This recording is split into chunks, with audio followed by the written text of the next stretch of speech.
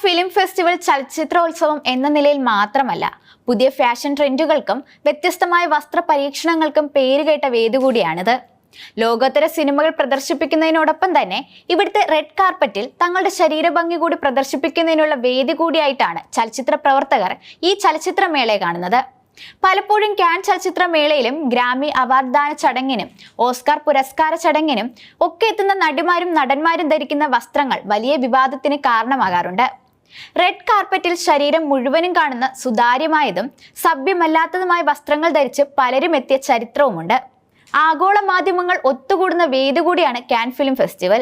അതിനാൽ വ്യത്യസ്തമായ ഫാഷൻ പരീക്ഷണത്തിലൂടെ ലോകശ്രദ്ധയിൽ എത്താനാണ് ഇക്കൂട്ടരുടെ ശ്രമം. ഇപ്പോഴിതാ നഗ്നതാ പ്രദർശനം മൂലമുള്ള വിവാദങ്ങൾ ഒഴിവാക്കാനുള്ള ശ്രമത്തിലാണ് കാൻ ഫിലിം ഫെസ്റ്റിവൽ അധികൃതർ.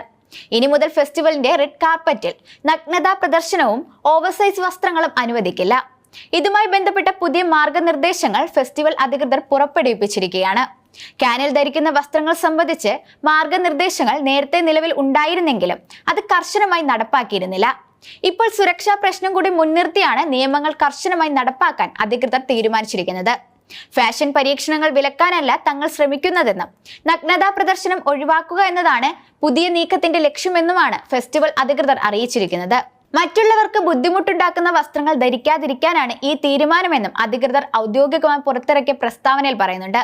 നിയമങ്ങൾ കടുപ്പിക്കാൻ ഫെസ്റ്റിവൽ അധികൃതരെ പ്രേരിപ്പിച്ചത് വിവാദമായ ചില പഴയ സംഭവങ്ങളാണ്. അടുത്തിടെ ഗ്രാമി അവാർഡ് ദാന ചടങ്ങിന്റെ റെഡ് കാർപ്പറ്റിൽ മോഡൽ ബയാൻക സെൻസോറി സുതാര്യമായ വസ്ത്രം ധരിച്ചെത്തിയത് വലിയ വിമർശനത്തിനിടയാക്കിയിരുന്നു. പൂർണ്ണ നഗ്നയെന്ന് തോന്നിപ്പിക്കുന്ന വിധം നെറ്റുകൊണ്ടുള്ള വസ്ത്രമാണ് ബയാൻക ധരിച്ചത്. ഇതിനു പുറമെ 2022 യുക്രൈനെ അനുകൂലിച്ച ഒരു സ്ത്രീ മാറുമറയ്ക്കാതെ ശരീരത്തിൽ യുക്രൈൻ പതാകയുടെ പെയിന്റ് അടിച്ച് പ്രതിഷേധിച്ചതും വലിയ വിവാദമായിരുന്നു. ഈ രണ്ട് സംഭവങ്ങളാണ് പ്രധാനമായും കാനിൽ നഗ്നതാ പ്രദർശനം നിരോധിക്കാൻ കാരണമെന്ന് പറയപ്പെടുന്നുണ്ട്. ഒരിക്കൽ പച്ച ഇറച്ചുകൊണ്ട് തുന്നിയ വസ്ത്രം ധരിച്ച് അമേരിക്കൻ ഗായിക ലേഡി ഗാഗ ഒരു അവാർഡ് ദാന ചടങ്ങിൽ എത്തിയതും വലിയ വിവാദമായിരുന്നു. മൃഗസംരക്ഷകർ ഉൾപ്പെടെ പ്രതിഷേധവുമായി രംഗത്തെത്തിയിരുന്നു. ഓവർസൈസ് വസ്ത്രങ്ങളും കാനിൽ നിരോധിച്ചിട്ടുണ്ട്. ഇത്തരം വസ്ത്രങ്ങൾ സുരക്ഷാ പ്രശ്നം ഉണ്ടാക്കിയേക്കാമെന്ന നിഗമനത്തിലാണ് ഈ തീരുമാനം. ഇത്തരം വസ്ത്രങ്ങൾ ധരിച്ചു വരുന്നവരെ ചടങ്ങിലോ റെഡ് കാർപ്പറ്റിലോ പ്രവേശിപ്പിക്കില്ല. ഫെസ്റ്റിവൽ വേദിയിൽ സുഗമമായ സഞ്ചാരം തടസ്സപ്പെടുത്തുന്നതും ഇരിപ്പിടങ്ങളുടെ ക്രമീകരണത്തിന് ബുദ്ധിമുട്ടുണ്ടാക്കുന്നതുമായ വസ്ത്രങ്ങൾക്കും കർശന വിലക്കുണ്ട്. എന്തായാലും കാൻ ഫെസ്റ്റിവൽ അധികൃതരുടെ ഈ തീരുമാനത്തെ ചലച്ചിത്ര പ്രവർത്തകർ എങ്ങനെ സ്വീകരിക്കുമെന്നുള്ളത് കാത്തിരുന്ന് കാണേണ്ടതാണ്. ഇക്കുറി മെയ് 13 മുതൽ 24 വരെയാണ് കാൻ ചലച്ചിത്രമേള നടക്കുന്നത്.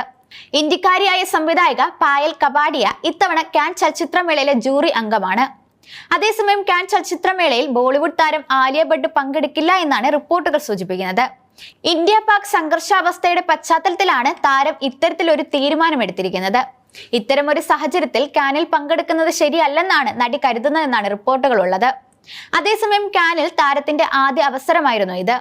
പങ്കെടുക്കേണ്ട എന്ന തീരുമാനം അന്തിമമല്ല എന്നും അതിർത്തിയിലെ സ്ഥിതിഗതികൾ ശാന്തമായാൽ മറ്റൊരു തീയതിയിൽ പങ്കെടുക്കുന്ന കാര്യം പരിഗണിക്കാമെന്നും അവർ വ്യക്തമാക്കുകയും ചെയ്തിട്ടുണ്ട്.